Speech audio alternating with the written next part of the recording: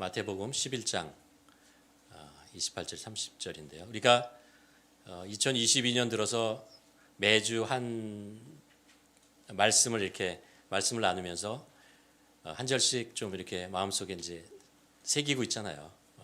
지난주에 우리가 나눴던 말씀이 하나님을 경외하라는 말씀이었는데 시편 147편 11편에 나오는 그 여호와는 하나님을 경외하는 자, 그의 인자하심을 바라는 자를 기뻐하시니라. 이런 말씀 우리가 이제 나누는데 계속해서 여러분 이제 그 말씀을 매일 좀 이렇게 묵상하면서 마음속에 새기셨으면 좋겠습니다. 우리 신앙이 이렇게 쌓아진다고 그러잖아요. 그게 우리의 신앙이 뭘로 쌓아야 할 것이냐라는 걸 생각해 볼 때 가장 중요한 것 중에 하나가 말씀으로 쌓는 거죠. 말씀을 우리가 정확하게 또 외울 수 있는 좋은 말씀들을 우리 안에 잘 쌓은다면 우리 신앙이 더욱더 단단해질 것으로 믿습니다. 오늘 우리가 또 한 주 동안 마음속에 새기며 함께 묵상하고 외울 수 있는 말씀을 마태복음 11장 28절 30절 중에서요. 우리 함께 보도록 하겠습니다. 우리 한 절씩 교독하시겠습니다. 수고하고 무거운 짐진 자들아 다 내게로 오라. 내가 너희를 쉬게 하리라.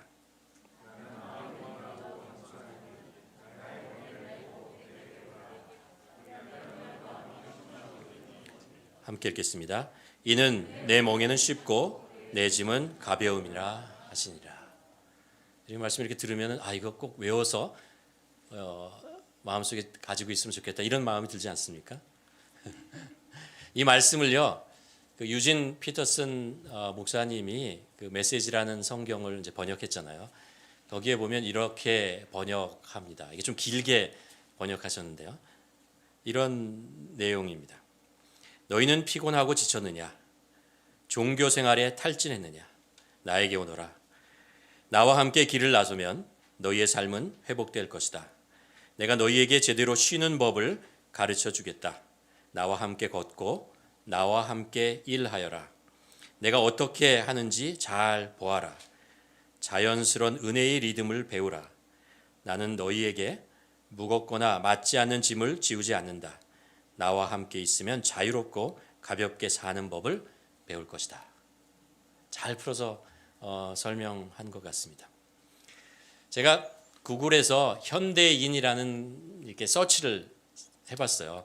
그리고 구글 이미지에 들어가서 뭐가 나오나 이렇게 봤더니 이 사진에 나온 것처럼 눈에 띄는 네 가지가 있더라고요. 하나는 이제 한 사람이 열심히 바쁘게 달려가는 모습, 그것을 찾을 수 있었고요. 또 하나는 이제 일에 지쳐서 이렇게 책상에 앉아서 목을 이렇게 푸는 그런 모습의 사진이 나오고, 또 하나는 이제 만화처럼 이렇게 그린 건데 테이블에 앉아 있는 사람들이 다 핸드폰을 이렇게 보면서 각자 핸드폰에 심취해 있는 그런 모습이고요. 또 하나의 그림은 이런 그 지하철 터널처럼 있잖아요. 이렇게 쭉 비어 있는 그런 모습 있잖아요. 그 바쁘고 그 힘들고 그렇게 열심히 사는데 아마 그 내면 속에는 이런 공허함, 허전함, 이런 빈 것이 있지 않은 이런 것이 현대인의 모습이 아닌가, 구글에서 그렇게 표현해 보고 있는 것 같습니다. 과연 우리 삶에는 쉼이 있는가라는 그런 질문을 하고 어디에서 우리가 쉼을 얻을 수 있을까라는 우리는 질문을 하게 됩니다. 이런 말이 있죠. 우리는 일하기 위해서 산다 라는 사람인가 하면 어떤 사람은 살기 위해서 일한다. 아무튼 일을 해야 되고, 여기서 일이라고 하는 말은 이제 바쁘게 살고 수고하고 애쓰고 뭐 이렇게 해야 된다, 그런 의미를 가지고 있는 단어이죠. 코로나 시대에 자주 등장하고 있는 단어가 코로나 블루라는 거죠. 코로나 블루. 코로나로 생긴 이제 우울증, 이런 이야기들을 이제 많이 하는 것을 볼 수 있습니다. 가만 보면 우리가 지난 2년 동안 온라인으로 예배드리든 아니면 가끔 현장 예배로 드리든 우리가 이렇게 드려왔습니다. 근데 가만 생각해 보면요, 2년 동안 우리가 참 많이 변한 것 같아요. 자기도 모르게 이 상황 속에서, 그렇죠, 2년 동안 안 만나다가 딱 만나도 변하잖아요. 근데 코로나라는 그런 어려운 시기를 이제 각자 삶의 터전에서 이렇게 겪고 가정에서 겪고 이러면서 다시 만난다면 나도 모르게 변해 있을 거고 아마 다른 사람들도 굉장히 좀 다르지 않을까라는 생각을 합니다. 코로나 증후군이라는 것이 뭔가 한번 블루 그 증후군이 뭐라는 것을 한번 찾아봤습니다. 한국에 있는 아주대학 병원에 코로나 증후군이라고 이렇게 나온 게 있더라고요. 거기에 봤더니 이런 증세가 있으면 코로나 블루 우울증의 증세가 있는 것이다 라는 이런 이야기를 하더라고요. 이런 내용들이었습니다. 먼저 불면증이 있습니까? 평소에 잠이 잘 안 오고 잠들었다가도 중간에 깨는 증상이 생기지 않습니까? 또 하나는 이겁니다. 둘째, 가슴이 답답하고 두근거리며 소화가 안 되는 증상이 있습니까? 이거 두 개 저랑 비슷해요. 가끔 이런 이런 일들이 있는 것 같아요. 세 번째는 이런 것입니다. 코로나19에 관련된 뉴스를 보게 되면 갑자기 마음이 철렁, 답답함 이런 것이 느껴진다는 거죠. 네 번째는 평소 늘 하던 일들이 하기 싫어지고 무기력해진다. 주부는 집안일을 하기 싫어하고 직장인은 업무 능력이 많이 떨어지는 모습을 보인다. 그래서 코로나 블루가 해결되지 않고 점점 길어지면서 예민해져서 작은 일에도 쉽게 서로 비난하고 짜증내고 무기력해져서 생산성이 떨어진다. 뭐 이런 내용들 여러분 그렇습니까? 여기에 몇 가지나 여러분에게 해당되십니까? 현대 인의 그 모습을 보면서 이런 얘기를 하잖아요. 현대인의 마음속에 앵자이어티가 있다 그러잖아요. 이 뭔가 이렇게 불안함 안에서 뭔가 이렇게 부글부글 거리는 그런 앵자이어티가 있고 또 어떤 두려움, fear, 두려움 같은 것이 있고 또 뭐 스트레스 있죠. 뭐 그러니까 눌린 것 같은 그런 느낌 있잖아요. 그러면서 아까 그 그림에서 본 것처럼 loneliness, 외로움, 이런 거, 공허함 이런 것들 어쩌면 현대인을 설명해 주는 어떤 힘든 부정적인 의미에서의 단어들 이런 것이 아닌가 생각을 하게 됩니다. 우리는 어떻게 쉼을 얻을 수 있을까라는 질문을 하게 됩니다. 그러니까 잠깐 얻는 휴식 말고요. 잠깐 쉬어서 얻는 그런 휴식 말고 우리 마음의 안식, 평안 이런 거 있잖아요. 이런 것들은 도대체 어떻게 얻는 것인가라는 것이 현대인들이 질문하고 있는 것입니다. 제가 오늘 말씀을 두 가지 포인트로 여러분과 함께 나누려고 합니다. 하나는 쉼이 없는 인생이라는 것이고요. 왜 우리는 쉼이 없는가라는 그런 이야기를 좀 전반부에 나누고 후반부에 들어가서 두 번째 포인트는 쉼이 있는 인생, 예수님께서 우리들에게 쉼을 주기를 원하신다라는 그 말씀, 우리는 어떻게 쉼을 얻을 것인가라는 예수 그리스도의 말씀을 통해서 한번 여러분과 함께 두 가지 포인트로 말씀을 나누려고 합니다. 쉼이 없는 인생, 왜 우리는 쉼이 없는가 이런 질문을 합니다. 오늘 본문에 보면 예수님께서 사람들의 삶을 이렇게 표현하고 있는 것을 압니다. 수고하고 무거운 짐진 자라는 것이죠. 현대인의 생활, 이민자의 우리의 삶 속에 늘 이제 수고하고 애쓰고 평안보다는 어떤 심리적인 어떤 이렇게 그 압박감, 무게 이런 것을 느끼면서 하루하루 살아가는 그런 모습. 그것은 뭐 예수님의 때도 그랬던 것 같아요. 지금도 우리가 그렇게 느끼는 것이고 어쩌면 인간의 삶 속의 전체를 통해서 우리가 겪고 있는 것이 아닌가 생각합니다. 제가 이제 45년 전에 이민 오신 분의 이야기를 들은 적이 있는데요. 그때는 이제 정말 아무것도 가지고 올 수 없었대잖아요. 100불, 200불 가지고 이제 이민 오고 뭐 이런 때였는데 그래도 그때는 잡도 좀 많았고 그로소리를 하나를 해도 가족들이 다 먹고 사는데 별 지장 없었고 집도 장만할 수 있었고 1년에 한두 번씩 휴가도 갈 수 있고 그런 좀 여유가 있었다고 하는 것입니다. 근데 지금은 현대로 갈수록 점점 그런 것 가지고는 정말 빠듯하게 산다 이런 이야기를 하게 되잖아요. 미국의 통계 자료 중에 이런 것이 나온 것을 읽었는데요. 그 미국의 지난 100년 동안의 그 경제를 보면서 그 노동에 따른 소득과 그리고 소비에 관한 것들을 이제 그래프로 보여주는 것을 보았습니다. 1900년대 초에는 이제 한 가정에 가장 한 명만 일하면 가족들이 먹고 살 수 있었다고 합니다.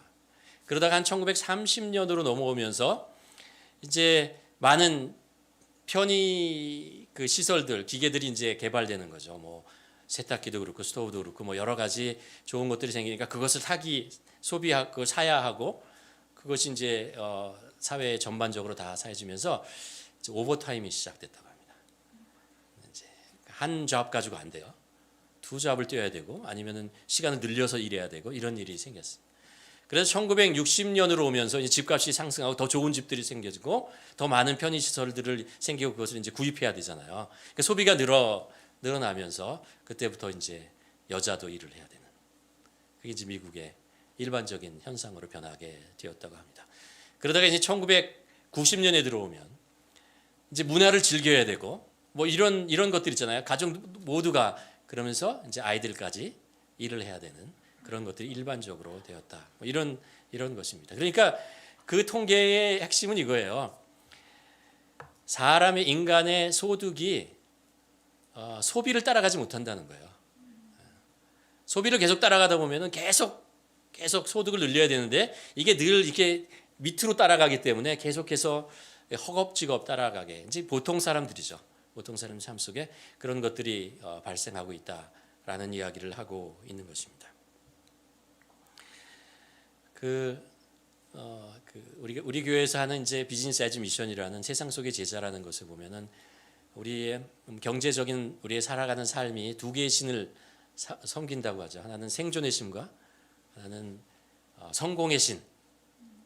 두 개. 생존이라고 하는 것은 우리가 어떻게 하면 이 세상에서 살아남을까잖아요. 우리 뭐 이민 와서 처음에 와서 그런 생각을 많이 하잖아요. 어떻게 하면 그래서 하고 싶지 않은 일, 어려운 일까지도 그냥 참고 그냥 하는 거죠. 생존을 하기 위해서. 또 하나는 이제 성공의 신입니다. 좀 더 많이 누리고 좀 더 많이 갖기 위해서 누가 시키지 않았는데 그냥 열심히 일하고 그것을 누리고 갖기 위해서 꼭 필요한 것이 아니지만잖아요. 원하는 것이 많아지면서 이제 그렇게 성공을 향해서 계속 달려 수고하고 애쓰는 모습들이 있다라는 이야기를 합니다. 성경에 보면 근데 이게 꼭 이제 육체적인 어떤 정신적인 이런 문제가 아니고 좀 더 깊이 파고 들어가면 이게 영적인 문제라고 성경은 우리들에게 얘기합니다. 우리 마음속에 있어야 하는 하나님, 우리 안에 있어야 되는 영적인 그 채워져야 하는 그 부분들이 채워지지 않으면서 사람들이 그것을 채우기 위해서 그것을 육체적인 것으로 아니면 또 다른 뭐 정신적인 거나 아니면 다른 이런 것들로 자꾸 채우고 외부에서 그것을 집어넣고 그래서 그런 영적인 공허함 같은 것들을 없애보려고 애를 쓰고 수고하는 그런 모습이다라고 성경은 우리들에게 말씀하고 있습니다. 성경에 보면 야곱이라는 사람이 나오잖아요. 야곱은 갈증이 많은 사람이었다는 걸 알 수 있죠, 그렇죠? 장자로 태어나지 못한 것에 대한 어떤 그 열등감 이런 것으로 인해서 형의 장자권을 뺐고요. 아버지의 축복권을 뺐고 삼촌의 재산을 빼앗고 그리고 사랑을 갈망해서 사랑을 빼앗고 뭐 이런 것이 이제 야곱의 삶이잖아요. 그러다가 이제 고향으로 돌아가는 야복 강가에 계속 그렇게 무엇인가를 얻고 그랬는데도 마음속에 공허함과 두려움과 이런 것들을 떨쳐버리지 못하는 그래서 갈등하고 있는 그런 모습들을 봅니다. 우리가 야곱을 보면 좀 얄밉고 비열하고 이런 좀 그렇다라는 모습을 하면서 그럼에도 불구하고 야곱에게 끌리는 게 있어요. 왜 그럴까 가만 생각해 보는데 결국 얻고 싶은 거 다 얻었잖아요. 그렇게 하면서도 자기 얻고 싶은 거 다 얻었잖아요. 어쩌면 우리의 심리 속에 그런 것이 있는 것이 아닌가 생각합니다. 우리가 지금 애쓰고 수고하는 거 어려운 거 알지만 그래도 그 수고와 그것을 통해서 내가 얻고 싶은 거 다 얻으면 오케이 괜찮아 라는 생각을 우리가 마음속에 가지고 있는 것인가 아닌가라는 생각을 합니다. 야곱의 인생이 그래서 결국 가만 성경에서 그리는 거 보면 두 가지 인생을 보여주는 것 같아요. 자기가 아무것도 없는 것 같은 그런 상황 속에서 갈망하고 수고하고 애써가지고 하나하나 얻어가잖아요. 장자권도 얻고 축복권도 얻고 재산도 구하고 아내도 구하고 그래서 쫙 올라가다가 이제 고향으로 돌아오는 시점에 야복 강가에서 하나님을 만나고 어쩌면 그의 인생은 조용해집니다. 그러면서 뭐를 보게 되냐면요. 그의 12아들이 옛날에 자기 모습과 같이 살아가는 것을 보게 돼요. 12명의 아들이 계속해서 뭔가를 이 세상에서 구하고 얻으려고 수고하고 애쓰다가 이상한 행동을 하고 죄를 짓기도 하고 잘못되기도 하고 쫓겨나기도 하고 생명의 위험을 받기도 하고 그러면서 살아가는 모습을 야곱이 자기 아들의 삶 속에서 바라보고 있는 그런 두 가지 인생의 스테이지를 보내고 있는 거 아닌가 이런 생각을 하게 됩니다. 예수님께서요 공생의 초기에 이제 여러 마을을 돌아다니면서 성읍을 돌아다니면서 사람들이 살아가는 모습을 직접 보시잖아요. 그리고 나서 마태복음 9장에 하시는 말씀이 이거지요. 무리를 보시고 불쌍히 여기시고 이는 그들이 목자 없는 양과 같이 고생하며 기진함이라 라고 얘기합니다. 그 모습이 살아가는 모습이 정말 목자가 없이 어디로 살아가는지 모르게 열심히 살아가지만 지쳐 있는 모습을 보게 된다. 이게 이제 예수님이 2000년 전에 하신 말씀이에요. 우리의 현대도 별로 다르지 않은 것을 우리가 볼 수 있죠. 그래서 오늘 본문에서 예수님께서 그렇게 말씀하시는 거죠. 수고하고 무거운 짐진 자들아 다 내게로 오라. 내가 너희를 쉬게 하리라. 예수님께 나오는 자에게 쉼을 주시겠다라고 예수님께서 이제 약속하고 계십니다. 여기서 이제 우리가 주목해 봐야 할 표현 중에 하나가 이것입니다. 다 내게로 오라라는 것입니다. 내게로.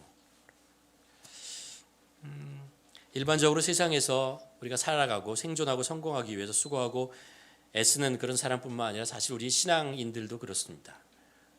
신앙을 지키고 무엇을 하기 위해서 수고하고 애쓰고 이것저것 신앙의 일들을 해나가고 수고하고 애쓰는 모습들이 있는 것 같죠. 있죠. 그럼에도 불구하고 수고하고 애쓰는데 마음속에 가지고 있는 부담감, 이런 그 지침, 이런 것들이 왜 신앙인에게도 있는가, 혹시 있지 않은가 이런 질문을 하게 됩니다. 왜 마음의 쉼이라는 것을 그렇게 누리지 못하고 살아가는가? 오늘 말씀이 우리에게 가르쳐 주는 것 하나가 이것입니다. 그렇다면 우리가 한번 생각해 볼 것이 있습니다.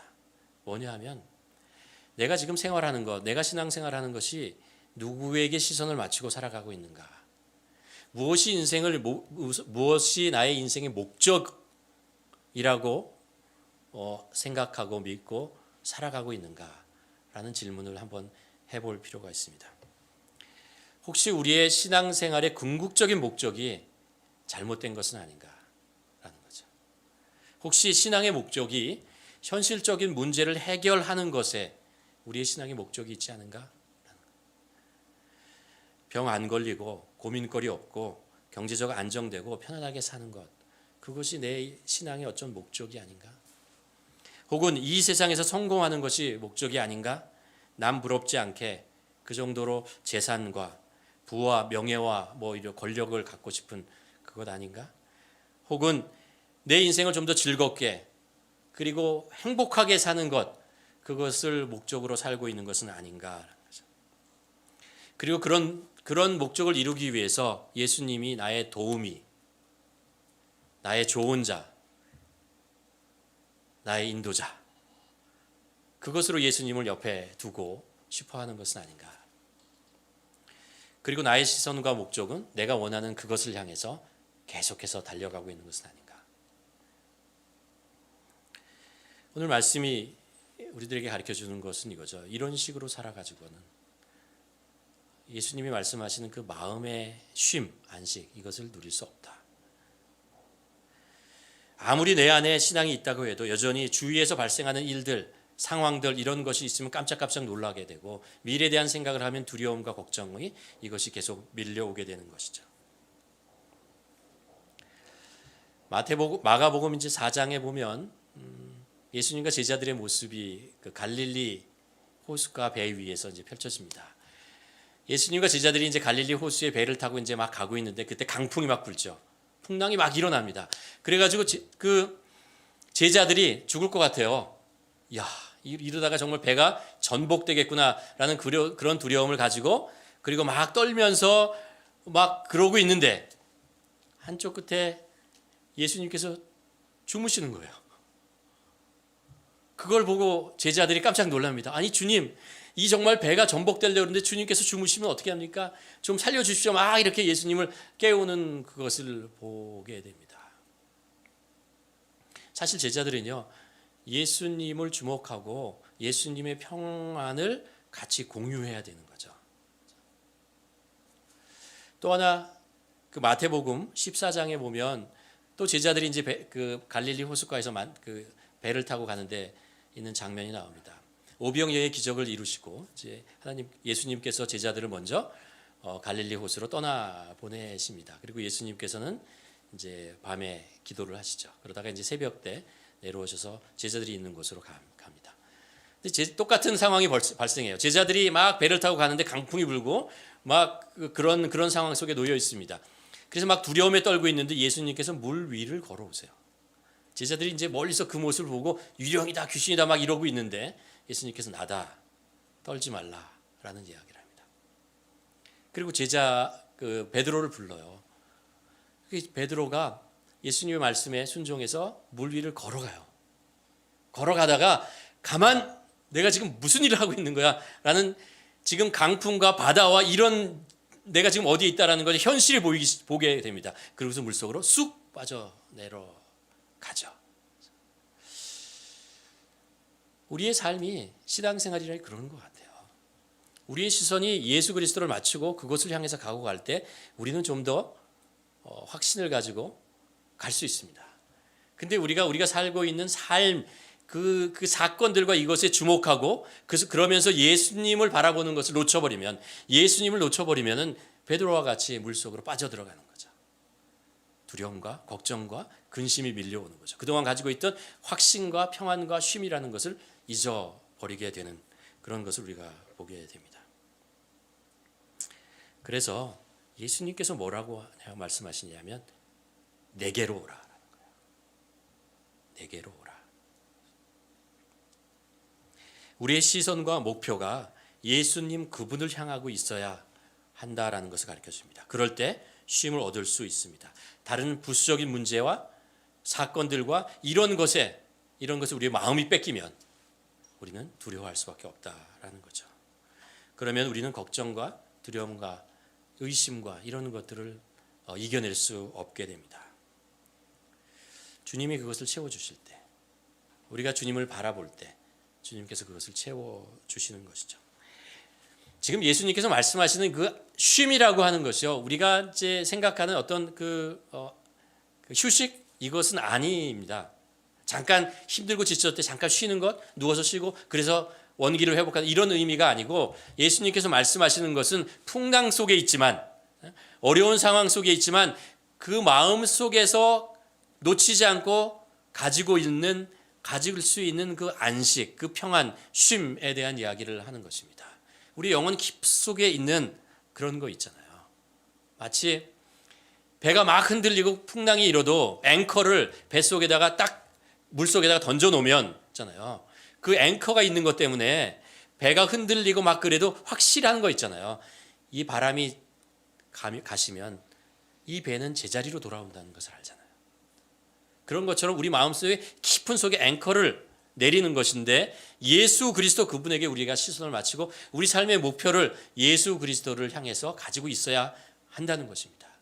그래야 우리가 우리의 상황과 우리의 형편 속에 우리가 겉모양은 흔들리고 있지만, 약간의 의심과 두려움은 있지만 결국 우리는 제자리로 돌아오게 될 것이다 라는 그 확신을 가지게 된다는 것입니다. 두 번째 포인트로 가면 쉼이 있는 인생, 우리는 어떻게 쉼을 얻는가? 예수님께서 우리들에게 쉼을 주시기 원하신다는 것을 우리가 본문을 통해서 알 수 있습니다. 조금 전에 첫 번째는 조금 전에 말씀드리는 것처럼 우리의 삶의 목표가 예수 그리스도여야 한다라는 것입니다.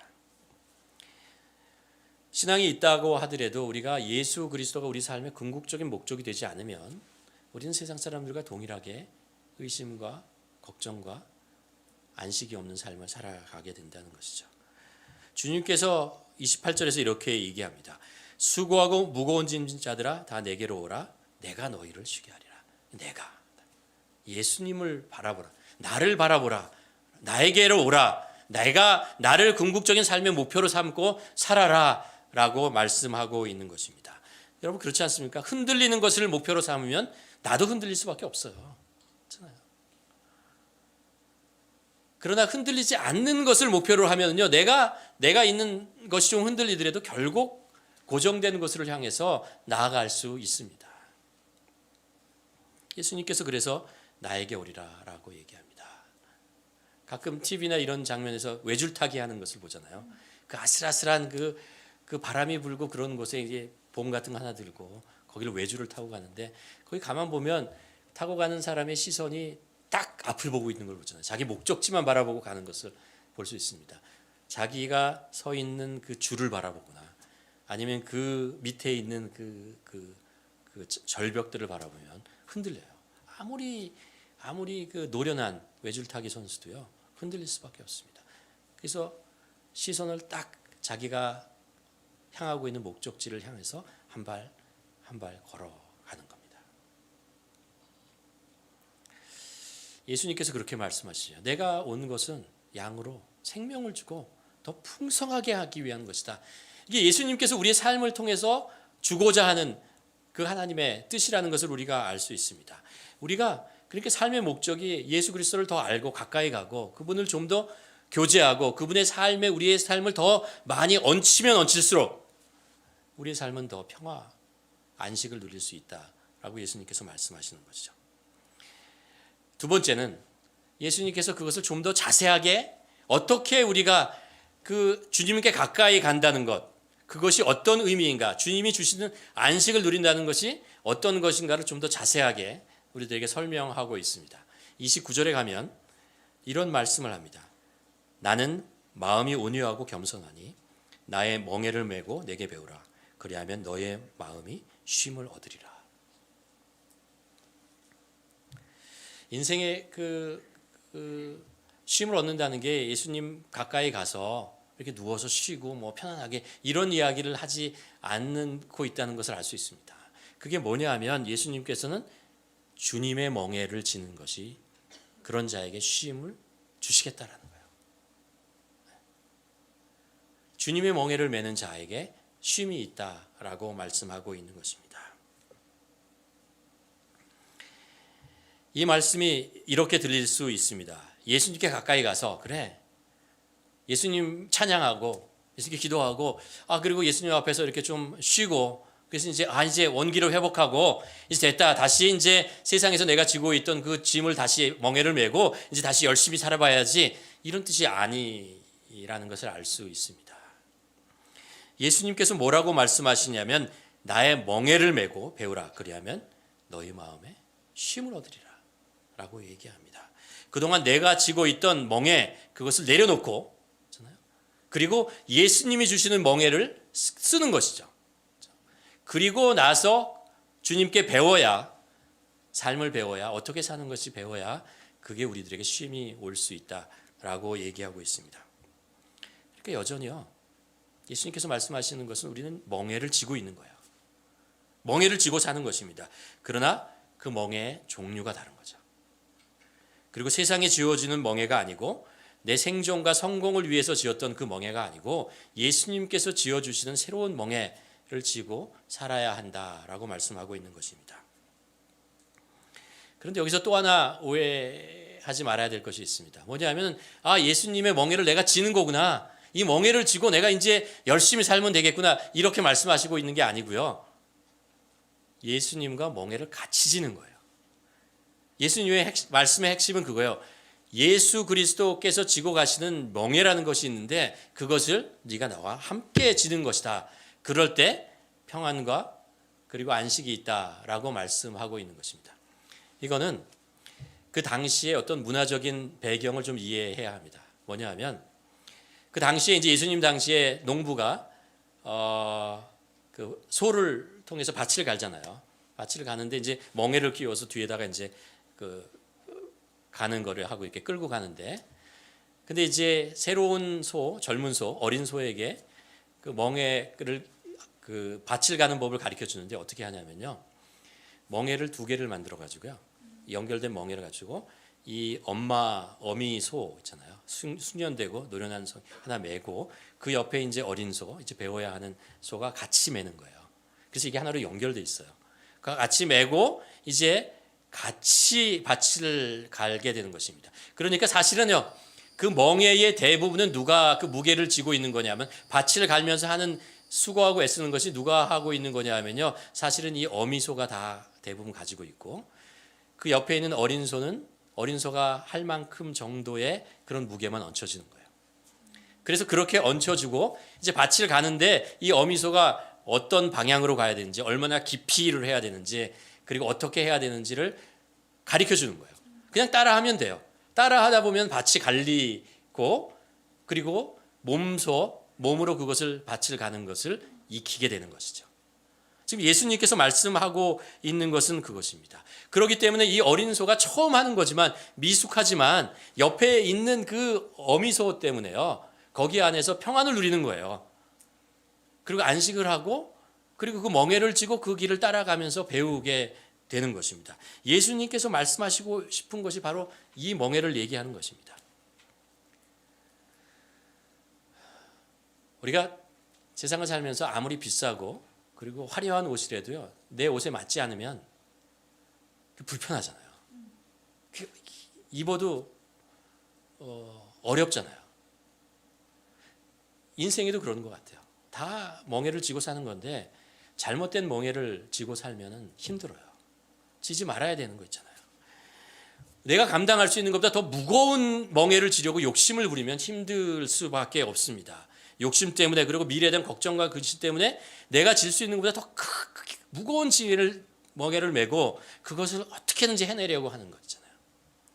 또 잘못된 멍에를 매는 것 있습니다. 다른 사람에게 속아서 세상의 유혹에 넘어가서 내가 지지 말아야 하는 것들을 억지로 그 잘못된 그 멍에를 쥐고 그것을 어떻게 한번 해보려고 애쓰고 수고하다 보면 힘들고 어려울 수밖에 없습니다.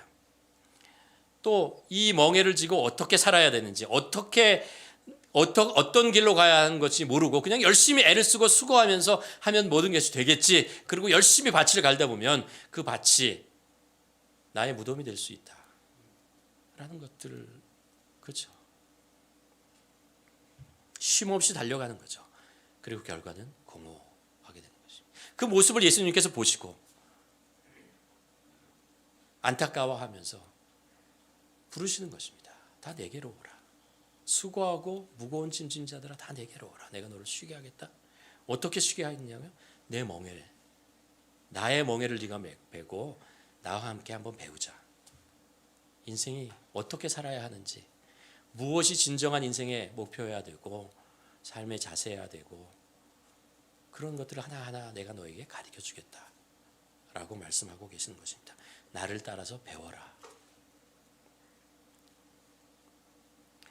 그래서 우리가 주님의 멍에를 함께 지고 그분을 따라가는 것이죠. 그럴 때 우리는 배우면서 인생 속에서 멍에는 내가 지고 있지만 그래도 인생을 기쁘게 쉼을 얻으면서 살 수 있는 것입니다.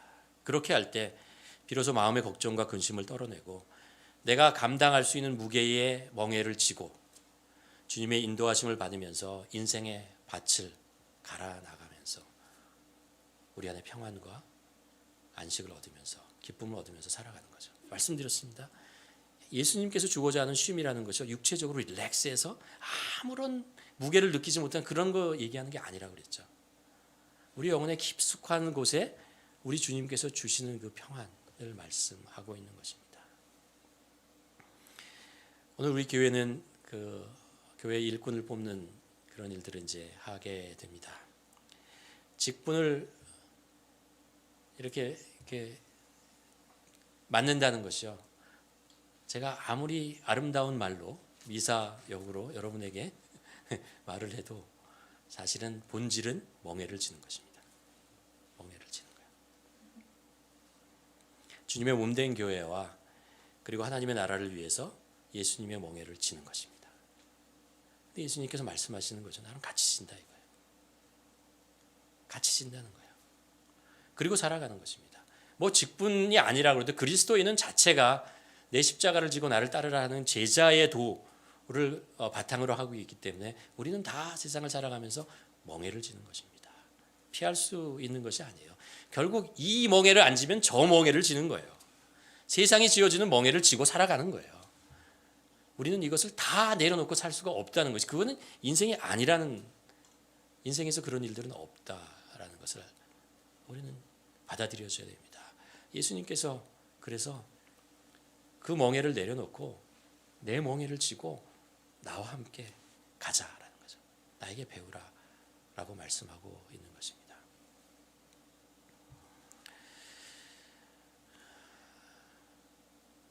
그러면 있잖아요. 산다는 것이 누구나 다 멍해를 지고 사는 것이 인생입니다. 그렇다면 우리는 우리 스스로에게 한번 질문해 보아야 합니다. 나는 어떤 멍해를 지고 살고 있는가? 나는 지금 어떤 멍해를 지고 살고 있는가? 이 멍해가 나에게 고통스럽진 않은가? 혹시 나는 잘못된 멍해를 지고 있는 것은 아닌가?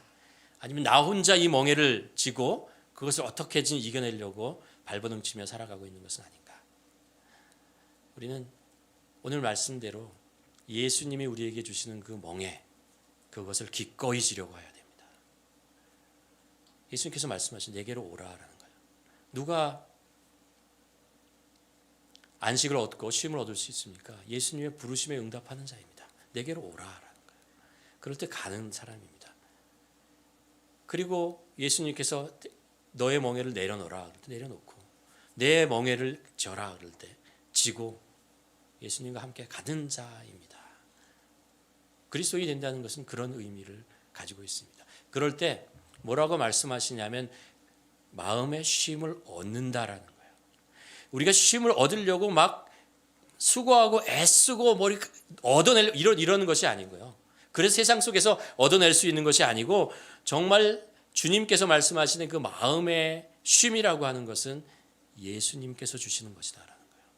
예수님으로부터 와야 그것이 참다운 쉼이 되고 안식이 되고 평안이 된다라고 말씀하고 있는 것입니다. 여러분, 일주일 동안 한번 여러분 이 말씀을 마음속에 한번 새겨 보시기를 바랍니다. 수고하고 무거운 짐진 자들아 다 내게로 오라, 내가 너를 쉬게 하리라. 이 말씀, 나는 정말 어떤 멍해를 지고 지금 살고 있는가? 다시 말해서 나는 무엇을 인생의 목표로 살고 있는가? 예수 그리스도 그분이 나에게 인생의 목표인가? 내가 가고자 하는, 더 알고자 하는, 더 함께하고자 하는 그분이 예수 그리스도인가? 라는 거죠. 혹시 나는 다른 것을 인생의 목표로 살고 있지 않은가? 한번 이 말씀을 하고, 나는 지금 예수 그리스도의 멍에를 기꺼이 지는 자인가? 한번 우리 일주일 동안 한번 묵상해 보았으면 좋겠습니다. 이렇게 하루하루 묵상하다 보면 이 말씀은 그냥 외워져요. 외우려고 애쓰지 않으셔도 됩니다. 그러면서 이 말씀이 우리 각자에게 주는, 우리 인생을 세워가는 살아있는 그 평안과 쉼을 주는 그 말씀이 되기를 주님의 이름으로 간절히 축원합니다. 기도하시겠습니다. 우리 한번 오늘 예수님께서 주시는 말씀이 2000년 전에 그 당시에 목자가 없어서 지친 그 백성들뿐만 아니라 현대를 살아가는 우리들에게 주시는 동일한 말씀이라고 저희가 믿습니다. 수고하고 무거운 짐진 자들아 다 내게로 오라, 내가 너를 쉬게 하리라. 나는 마음이 온유하고 겸손하니 나의 멍에를 메고 내게 배우라. 그리하면 너희 마음이 쉼을 얻으리니 이는 내 멍에는 쉽고 내 짐은 가벼움이라 하시니라. 이 말씀을 묵상하며 우리 한번 질문하며, 그렇습니다 주님, 주님의 부르심에 내가 늘 가까이 가고 내 멍에를, 세상의 멍에를 내려놓고 주님이 주시는 그 멍에를 지고 주님과 주님에게 배우는 인생 되게 하여 주시옵소서.